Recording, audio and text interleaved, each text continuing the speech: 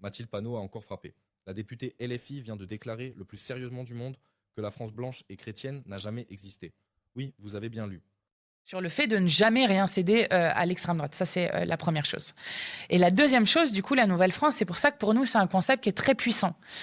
Pourquoi ? Parce que vous avez d'un côté l'extrême droite qui fantasme une France qui n'existe pas et n'a jamais existé. La France de Clovis, de Saint-Louis, de Jeanne d'Arc, de Louis XIV, de Napoléon, de Victor Hugo, cette France-là, selon elle, n'a jamais existé. C'est assez fort de café.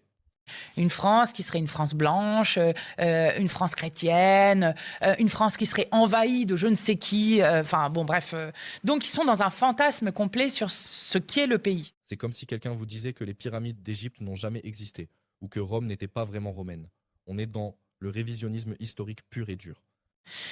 Et le concept de la Nouvelle-France, c'est tout simplement dire que c'est la France qui assume son peuple dans son entièreté. Le plus drôle dans tout ça, c'est qu'elle le dit avec un aplomb incroyable. Comme si effacer 1500 ans d'histoire était une opinion comme une autre. Et que le peuple, si on prend un point de départ, parce que En réalité, c'est assez simple. Ils veulent tellement remplacer la France qu'ils commencent de par nier qu'elle ait jamais existé. C'est plus facile de tout détruire quand on prétend qu'il n'y avait rien avant. La France blanche et chrétienne n'a pas existé, disent-ils. Pourtant, on a des cathédrales, des châteaux, une langue, des traditions, un calendrier, des fêtes.